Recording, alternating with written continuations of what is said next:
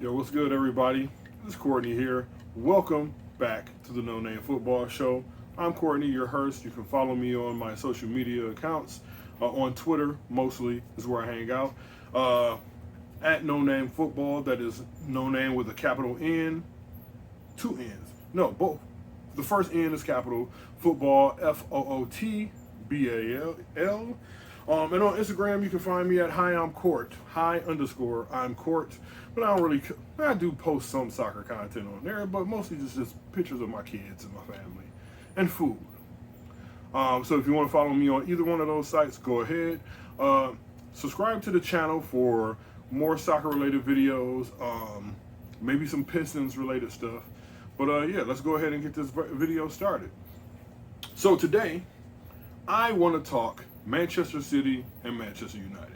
So the two Manchester clubs, one red, one blue, had a pretty good offseason. I would probably say Manchester United has had a better offseason so far with their signings than Manchester City have. But we already know City still has a strong team from winning the league last year, and it wasn't close. But I believe Pep Guardiola has a problem, but it's a good problem to have. I'll let you know coming right up. I don't even know why I said that because I'm not even taking a break. Anyway, all right, so let's go ahead and get into it. So Manchester United's two big signings this summer: Rafael Varane from Real Madrid, center back, who the English media seems to be slightly, and when I say slightly, I mean big time underrating. Like, this guy's won 4 Champions Leagues with Real Madrid, countless trophies with Real Madrid, won the 2018 World Cup with France, and they're saying that Ben White, Arsenal signing Ben White, is a better signing than Rafael Varane, and I just don't understand it. And that's the thing with the English pundits, man. I just don't. It just drives me crazy. So those are the two big signings Manchester United have made. Plus, they were able to re-sign Edison Cavani, so their front line, their attacking unit, looks to be fully intact. Now, Manchester City's really made only one signing, that's Jack Grealish, but they did make Jack Grealish the most expensive English transfer of all time. But I just saw the graphic on Sky Sports, but I believe Lukaku still is under Jack Grealish. So they're number 1 and 2 for the most expensive Premier League transfers of all time. So what I want to talk about today is the differences between their attack and what is Pep going to do with his attackers. So what will Pep do? So Manchester United, let's look at their attacking unit, right? So you got Marcus Rashford, who unfortunately looks like he's going to miss the first 2 months of the season, has shoulder surgery after the Euros. Then you have Dan James, although I don't really even know if people kind of rate Dan James. I actually like Dan James, but I like Dan James from the Leeds United documentary on Amazon. That's when I first heard about Dan James because, he was supposed to actually... before the Manchester United transfer went through, he was actually set to complete a transfer to Leeds, and then it just fell apart at the last minute. So then Manchester United capitalized on it. He scored in his first game at Manchester United, burst into tears on the pitch. You saw how much the goal meant to him. So let's see. You got Rashford, you got Dan James. I'm including Bruno Fernandes in that because he's their 10, and he's also their leading scorer returning. You got Cavani, you have now Jadon Sancho, and you have I'm looking at his face right now, Mason Greenwood. So all in all, you got 7 players who are going to get time in the Manchester United attacking front. Bruno's probably unless he gets injured, Bruno's probably not missing a game. I can see Rashford being rotated a little bit as he recovers from his injuries. I don't know. I wonder who's going to start on the left when the season begins. It depends really on what type of formation Solskjaer goes with. Well, probably not, but I mean, who's going to play on the left? Is Sancho going to play on the left? Is Greenwood going to play on the left? We know Cavani's going to start because he actually looked really good. A lot of people were concerned because before he left PSG at the tail end of his PSG career, he kind of suffered with some injuries and stuff. But he actually played a lot and looked really good last year. You guys know I've made my I don't want to say disgust, but I really don't like Bruno Fernandes too much. I think he's just a penalty merchant. This is one of the words that I picked up from the English guys I follow on Twitter. He's a penalty merchant. But he also there were several games last year in which he, because he pretty much started every game, where you had no idea where he was on the pitch at all, But then some games it was like, oh man, fantastic. Like they had a friendly game a couple days ago, because I'm recording this on Thursday, August. Why can't I? Oh, Thursday, August 12th. So a couple, like at the weekend, they had a preseason game. I can't remember against who, and he scored a phenomenal free kick. So we know Bruno's going to play every game, but then you're also probably, depending on what type of formation, if he plays Solskjaer plays a 4-2-3-1 or a 4-3-3, that's going to depend on the other midfielders that Bruno Fernandes play with, and that's why I didn't include Paul Pogba on this list. Even though I love Pogba, Pogba's one of my favorite players, but I didn't include him with Manchester United's attacking unit because we don't know what formation they're going to play, and he could be playing a number 6. I think if you're playing a 4-3-3, you have him on the left, Bruno on the right, and have them, I don't know, rotate, wherever. But I think the key to their attack is going to be Jadon Sancho. You want to know why? Jadon Sancho's a ball. I love Jadon Sancho.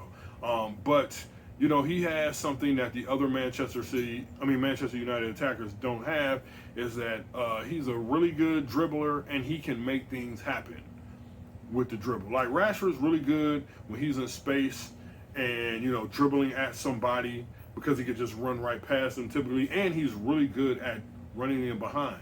Cavani's really good at his runs and getting in behind.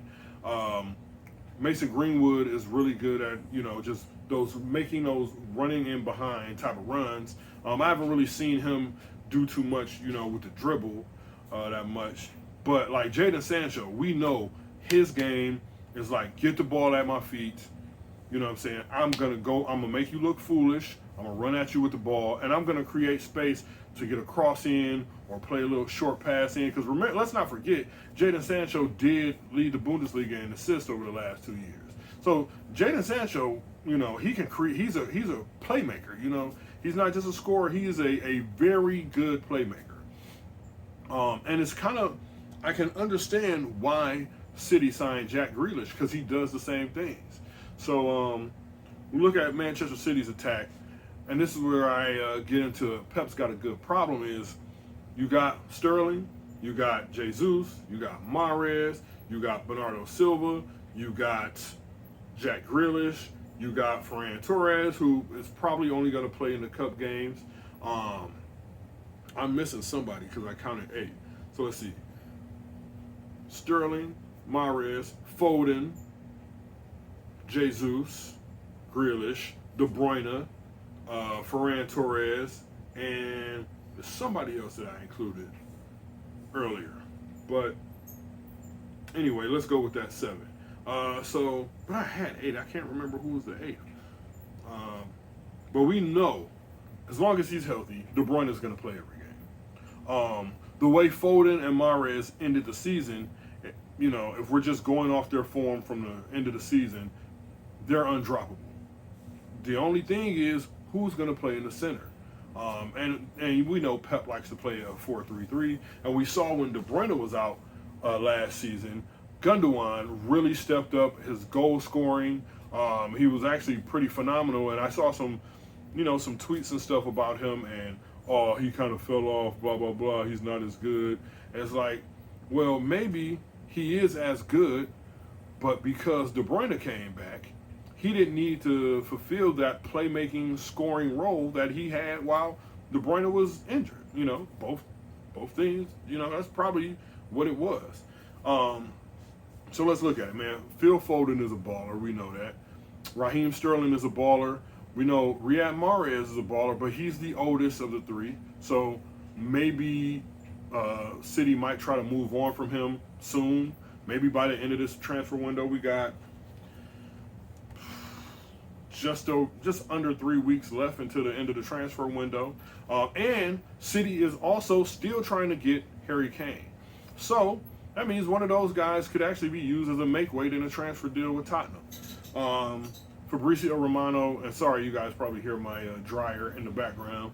Fabrizio Romano reported yesterday, along with a couple other sites, that no, maybe that was today, that City has not given up on potentially signing Harry Kane, and they are ready to go back in with.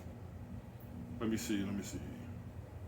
Oh, I gotta turn my Wi-Fi on, man. My power was out last night because we had a huge storm here in Michigan, where I live. We had a huge storm, so my power was out.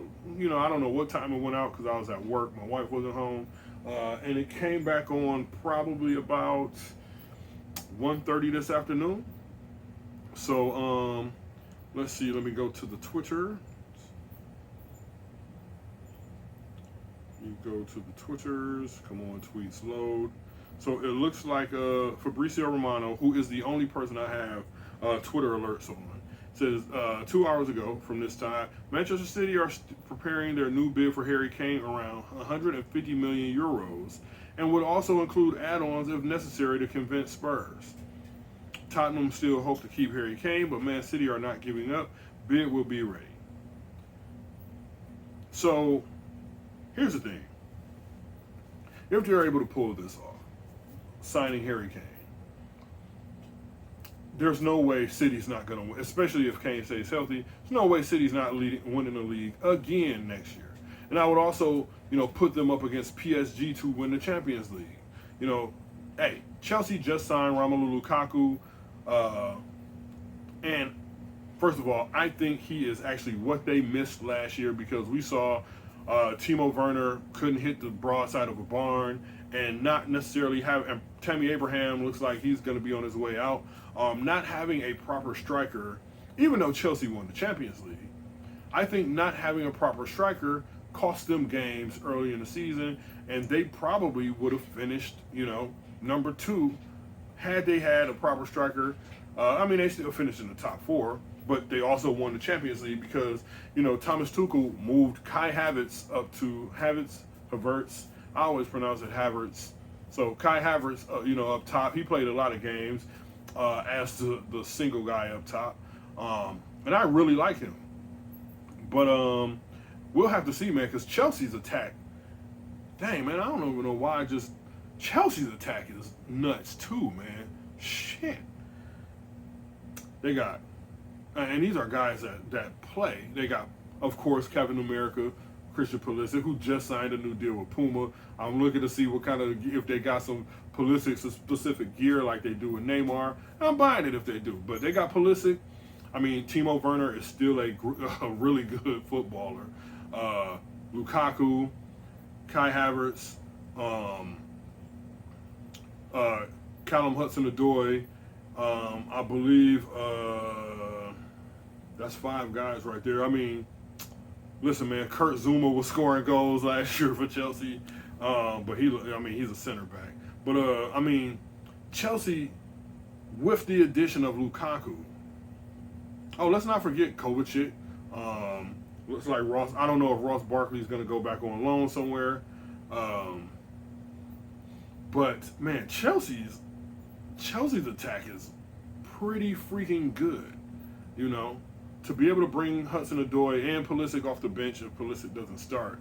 A front 3 of Lukaku, Timo Werner, and Kai Havertz is pretty serious. There's no way around that. That's pretty, and that might be a better front 3 than what both United and City can put out. But what is Pep going to do with all these guys? So Raheem Sterling, he didn't have a good second half of last season, but he was phenomenal in the Euros. Phenomenal in the Euros. So how do you drop Raheem Sterling? Unless you use him in that false nine position that he was used in a couple of times last year. So, man, Pep used Sterling in that false nine position. He used Phil Foden in that false nine. He used De Bruyne in that false nine. Maybe, I don't know if he'll use Jack Grealish in that false nine because, I mean, I think the way Jack Grealish, because I liked watching Aston Villa play last year, I think the way Jack Grealish would come to midfield and pick up the ball and then just carry it and just make things happen, I think he would probably be a really good candidate to play in that false nine position as well for City. So City has a good problem, but it might not be good in respects to keeping guys happy. So we'll see. Premier League starts tomorrow. All of pretty well. I think somebody started last week. I don't know. It's probably league on. But here's the thing, man. Premier League starts tomorrow. Bundesliga starts tomorrow. Serie A without Lionel Messi starts tomorrow. I'm sorry. La Liga without Messi starts tomorrow. And I name those three because those are the ones that are most accessible to me because NBC Sports is where the Premier League comes on. I also have Peacock. Then I have ESPN Plus, and they play the Bundesliga and La Liga. And it looks like Bundesliga games and Serie A games are actually going to be on ESPN proper this season, which was one of my big complaints last season about the Bundesliga because Bayern Munich, the reigning European champs this last year, had like maybe 2 games on ESPN proper. And at the beginning of the season, it's not like college football was on because of COVID. Most of the college football season was pushed back. And then the college football that was on was like conferences that don't even matter. So why not put, a Dortmund game or a Bayern Munich game or hell, even a Leipzig game on, ABC or ESPN proper at the beginning of the season? You had nothing to lose but have more people in America, see what the Bundesliga have to offer. And listen, man, I love the Premier League. I love English football because it's what I first started watching. But Bundesliga games are always fun. Always. You could have like Mainz and Cologne, and it's going to be a fun game. You can have, maybe last year, but you could have had like a Schalke and Werder Bremen game, and it would have been fun. Like I said, not last year because both of those teams, big clubs in Germany, got relegated last year. So I'm really excited to see, all the games that, Saturday I'm going to be in the house. Like, I'm not going outside anywhere. Maybe cut the grass or something like that. I don't know, because my grass does need to be cut. But we had that big storm last night, and it rained all last night till this morning. I'm not looking to cut the grass until Saturday or Sunday. But, man, I can't wait. What is Pep going to do? Who is he going to start an attack? Who is Manchester United going to start an attack? Let me know down in the comments. Go ahead and subscribe to the channel, like the video, share it with your friends. My whole purpose is to make soccer cool for Americans, particularly us. But there are also a lot of guys out there doing it. Like, if you want a good football podcast and you're black, check out For the Culture. Check out 2 Cents FC. Going over to blackarrow.com or their Facebook page to see all the stuff that they're putting over there. It's really good football content from us, to help us appreciate soccer. And when I say us, I mean black folks. That's all I mean. It's like, because it seems like in the black community, soccer is like, looked at as like a white dude sport. And I mean, in a lot of places in America, that's what it is. But all over the world, everybody black plays football. Maybe some hoops, in the Dominican, baseball too. But like all over the world, you look like me, my complexion, you playing football with your feet.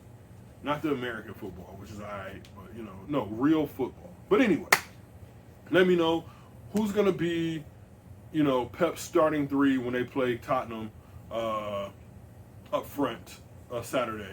And I'm hoping, man, I just have to throw this in there as a Spurs fan. Hey, listen, Daniel Levy, sell Harry Kane. He obviously doesn't want to be here. You know, he doesn't want to be in the club anymore. He wants to win trophies. He's put in a lot for the team. Let him go, you know, and excuse me because that is my annoying dryer. I should have paused it before I started recording this video, but too late. I'm at the end. But Daniel Levy, man, I'm making this plea to you as a Spurs fan. Sell Harry Kane, because then we could use the money from his sale to reinvest in the squad and just make the team better, man. That's how that's how sports in America work. You know, I'm learning that, you know, that's kind of how sports all over the world work. But yeah, man, let me know what is Pep gonna do? What is Ole Gunnar Solskjaer gonna do? And what is Thomas Tuchel gonna do? Because like I said, I believe Chelsea may have the better front three out of any team in the league this year. So, like I said, like, comment, subscribe, share the video.